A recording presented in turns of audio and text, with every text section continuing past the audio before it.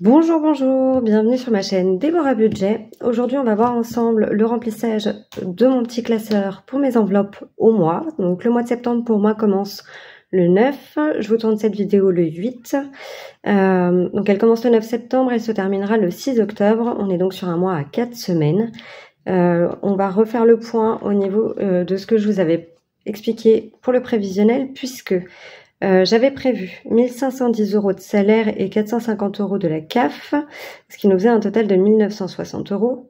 Or, là, pour le mois d'août, j'ai fait des heures supplémentaires qui m'ont été payées. Donc, on est à 1568 € et 77 centimes. J'ai également la CAF pour 601,47 €. Alors, ils ont revalorisé ma prime d'activité. Donc là, je sais que j'aurai ça ce mois-ci. Normalement, ça sera probablement la même chose pour les 2 mois suivants, mais à vérifier. Et mon compagnon me donne 40 €. C'est plus pour participer à l'eau, comme à la facture d'eau, puisque comme on a son chien régulièrement à la maison quand il est en déplacement, du coup, ça compense un petit peu avec ça. Et puis pour d'autres petites bricoles si on a besoin pour la chienne. Donc ce qui nous fait un total de 2210 € et 24 centimes.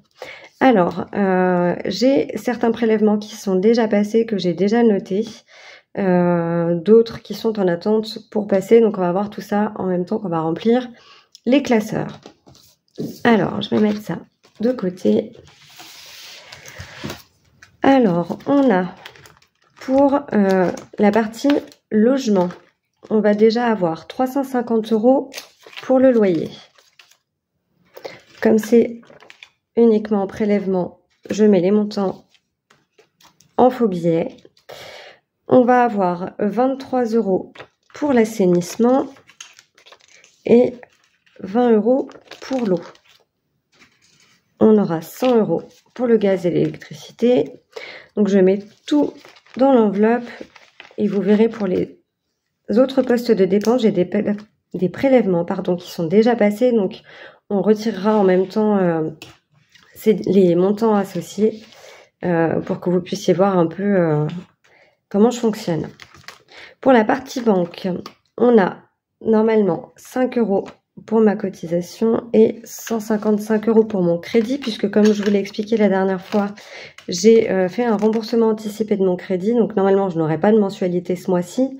Par précaution, je les prévois quand même. On ne sait jamais si le temps que les choses se mettent vraiment en ordre au niveau de la banque, s'il y a un prélèvement, au moins, je suis couverte.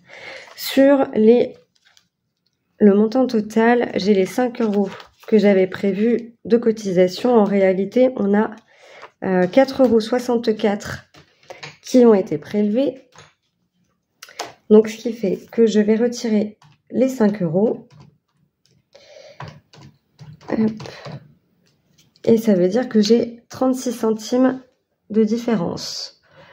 Pour le savoir, pour qu'à la fin, j'ai vraiment la différence correcte, je me le note ici comme c'est des centimes, puisque j'ai pas de ticket pour les centimes. Et comme ça, si par exemple j'ai un prélèvement avec, admettons, 20 centimes, j'enlèverai le montant arrondi et sur les 36 centimes, je déduirai directement les 20 centimes. Hop. Enfin, ça paraît brouillon comme ça paraît peut-être pas très clair, mais vous verrez au fur et à mesure, ce sera plus simple. On avait prévu 27 € pour l'alimentation. On avait prévu 71 € pour l'assurance automobile. 2 € pour ma petite assurance CNEMA. 20 € pour l'assurance prévoyance. 7 € pour l'assurance décès. 7 € pour le téléphone de mon fils. Et 10 € pour mon téléphone. Alors, sur tout ça, on a déjà les 34,21 € d'assurance habitation, puisqu'en réalité, comme c'est la première mensualité pour l'année, le montant est plus élevé que sur le reste de l'échéancier. Et ça, je l'ai découvert à mon insu quand le prélèvement est arrivé, puisque je ne l'avais pas sur l'échéancier qu'on m'avait transmis. Ensuite, j'ai les 20 € d'assurance prévoyance qui sont passés. J'ai également 6,30 € pour mon assurance décès. Donc vous voyez, ça se joue des fois à pas grand chose, hein. Là c'est le même montant, ici c'est à 70 centimes près. Le téléphone de mon fils, on est à 6,99 € et pour le mien on est à 9,99 €. Donc au lieu de tout arrondir et d'enlever les montants correspondants, là je fais vraiment le calcul au détail pour être plus proche de ce qui me reste à la fin du mois. Pour pouvoir économiser au maximum en fait. Donc là, ça nous fait un total de 77,49 €. Donc je vais enlever 78.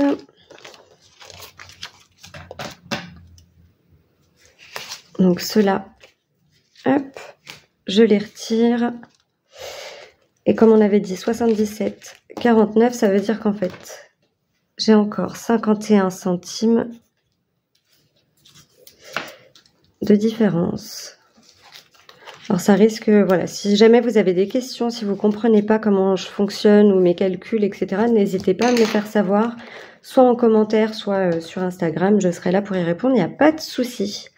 Ensuite, au niveau de mes factures, donc pour les différents abonnements, on est à 7 € pour Prime, 15 € pour l'abonnement Xbox, 25 € pour mon téléphone. On est à 27 € pour celui de mon fils, puisque on rembourse encore son téléphone. Et on a 37 pour la box. Et 11 € pour Netflix. Hop. Alors, mon téléphone, j'ai eu un léger dépassement à cause d'un appel pour appeler mon bailleur, puisque maintenant, on n'a plus de numéro gratuit, on est obligé d'appeler sur un numéro facturé, ce qui n'est pas très pratique. Et du coup, forcément, ça m'a fait du dépassement. Donc, le téléphone plus le fixe, on a déjà 62,07 € qui sont sortis. Donc, 20, 40... 60, 62 et je vais enlever 63.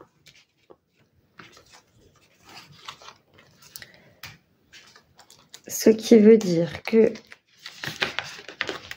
j'ai encore 93 centimes.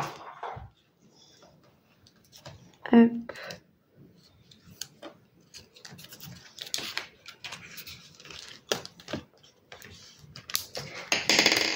Ensuite, on va passer pour les courses. Alors, on est à 50 € par semaine. Donc, je vais mettre 50 € en espèces dans mon assiette. Et 50 pour les 3 autres semaines.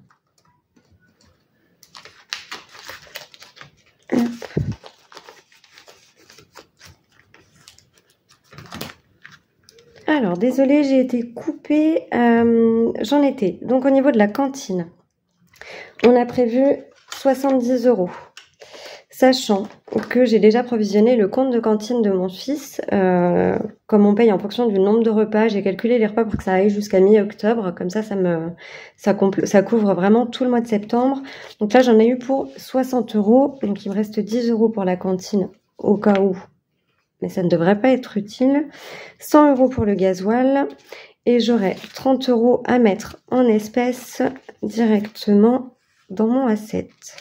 Hop, alors, 10, 15, 20.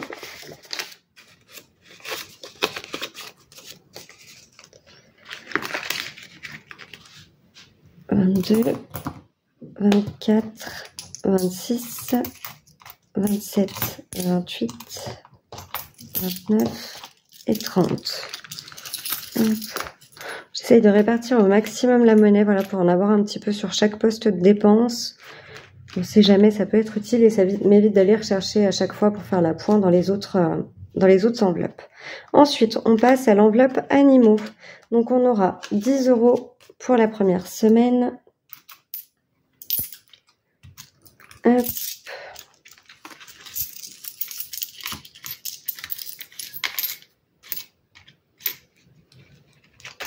Et ensuite, on aura 10 € la semaine 2, la semaine 3 et la semaine 4.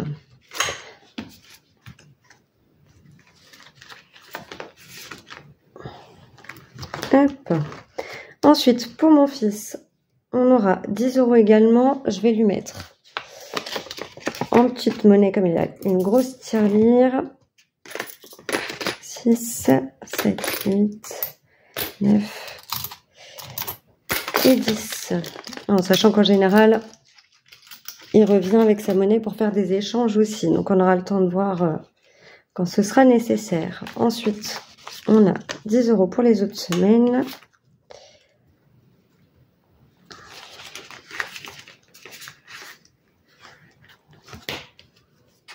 Hop. Les loisirs, on a prévu 40 € pour la première semaine. Donc je les mets ici, en sachant que si c'est pas utilisé, ce sera cumulé avec la semaine suivante et ainsi de suite. On fera le point, on n'ira pas jusqu'à avoir les 100 € dans l'enveloppe. Hein. Je pense que l'objectif c'est aussi d'économiser et de limiter les dépenses. Mais voilà, on n'est pas à l'abri d'une petite sortie un dimanche. Hop. Ensuite, on aura 20 € pour chaque autre semaine. Hop.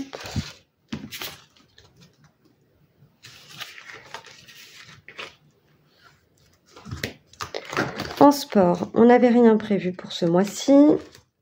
Pour la beauté, j'avais prévu 30 €.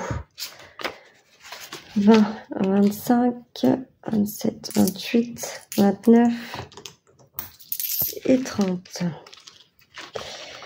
Donc là, comme c'est pour le mois,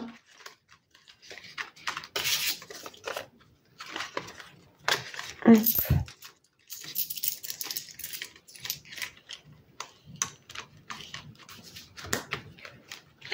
Ensuite, pour le tabac, comme je vous avais expliqué, mon objectif c'est d'arrêter de fumer. Par précaution, je préfère quand même prévoir le budget à la semaine, en sachant que là, par exemple, pour cette semaine, j'ai réussi à réduire mes dépenses quand même au niveau du tabac. J'ai acheté en plus petite quantité pour justement me limiter déjà dans un premier temps. Donc là, voilà, l'objectif, ça va être d'arrêter complètement. Si je les dépense ou en partie pour le tabac, bon, bah, ma foi, tant pis, hein, l'objectif, c'est pas de se mettre la pression non plus. Et si c'est pas utilisé, bah, du coup, ça me servira pour soit mettre en épargne, soit pour me faire un petit cadeau, un petit plaisir à moi, une petite récompense pour avoir tenu la semaine sans acheter de tabac. Donc, on aura quand même 25 € la première semaine. Je pense que... Hop. Je vais faire autrement parce que je sais que pour la beauté, j'ai ma coiffeuse qui adore quand on lui ramène beaucoup de monnaie parce qu'elle est tout le temps en train de courir après la monnaie. Donc là, j'ai 10, 2, 4, 6, 7, 8, 9 et 10. Hop. Et donc, il me reste normalement 25 en espèces pour le tabac. 1, 2, 3, 4 et 5. Hop. Donc ça, celui-là, c'est fait. Ensuite, semaine 2, semaine 3 et semaine 4.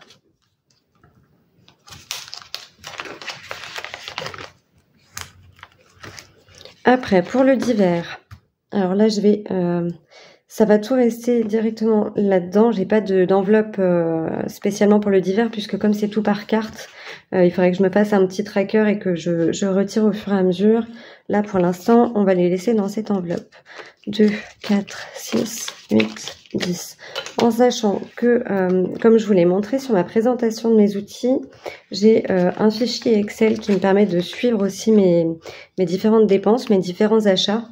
Et qui du coup enfin voilà, me permettra de voir si je suis ou non dans les clous pour la première semaine, etc. Donc tout sera noté là-dessus, tout est suivi. Voilà, on va faire en sorte de pas dépasser, et puis si on dépasse, ben dans tous les cas on s'arrêtera au budget total du mois et on n'ira pas plus loin, en sachant que vous allez voir du coup donc pour la partie de mes enveloppes, c'est rempli. J'ai également, que je vous avais dit, 150 € que je mets en épargne pour moi et 50 € pour mon fils. Donc, hop, et voilà, donc on a les 200. Pour l'instant, comme ils ne sont pas encore prélevés sur mon compte, c'est les prélèvements automatiques, je les mets dans cette pochette-ci. Et quand ce sera prélevé, je pourrai venir les mettre dans mes pochettes épargne. Hop. Donc, il va me rester en banque sur le compte, normalement, 280 €. Alors, je pense que j'ai dû avoir un loupé. 200, 250, 270, 280, 281. Hop. Alors, je pense que ceci, ça doit être une erreur.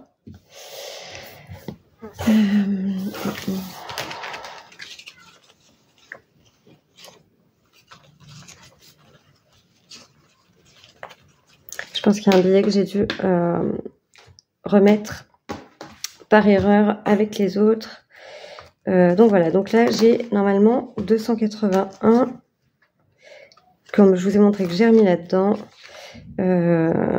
Et voilà, normalement on est tout bon. Je verrai si jamais je constate qu'il y a effectivement une erreur quelque part, je noterai sur la vidéo, je vous mettrai d'où vient l'erreur et pourquoi j'avais 5 € de côté. Et ben écoutez, voilà, pour le mois de septembre, on est tout prêt, plus qu'à attaquer la première semaine du mois de septembre. Et puis voilà. Pour celles et ceux qui douteraient encore de l'idée de se lancer dans les enveloppes budgétaires, j'ai pour le mois d'août, parce qu'on n'est pas rentré dans le détail de mon budget du mois d'août encore, j'avais pas voulu vous embêter tout de suite avec ça comme c'était déjà commencé. Pour vous donner une idée, en fait j'ai eu donc un salaire à 1511 €. La CAF, j'avais touché 400, je vais vous le montrer, 453,73 €. Mon compagnon m'avait donné 240 € parce qu'on avait besoin de payer la dog-sitter pour quand on n'était pas là en fait pour garder la chienne, et j'avais touché une prime de rentrée scolaire à 439,38 €. Donc j'étais à 2644 € sur le mois.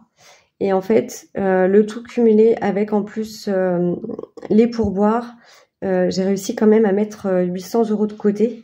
Il y avait eu une semaine où on n'avait pas spécialement fait de courses. Moi, j'avais beaucoup mangé au travail et j'avais ramené aussi des choses pour mon fils. Donc voilà, presque 850 € sur 2600 € de salaire, c'est pas négligeable, vraiment pas. Sur des plus petits mois, j'arrive à mettre entre 300 et 400 € de côté, avec en gros des revenus qui tournent entre 1900 et 2000 € tout confondu. Donc voilà, n'hésitez pas à essayer de trouver, voilà, de réfléchir à comment mettre en place votre méthode. Il y a des personnes aussi, des budgéteuses qui proposent leur aide pour pour mettre en place votre budget, pour définir votre budget correctement, vous donner une petite impulsion avant de démarrer. Je pense, il me semble que ça doit être Madame Budget. Je vous noterai là-haut la budgéteuse en question pour que vous puissiez aller voir un petit peu. Elle le propose gratuitement. Enfin voilà, elle propose cette aide. voilà, moi je vous conseille vivement de bien établir votre budget, de bien le suivre.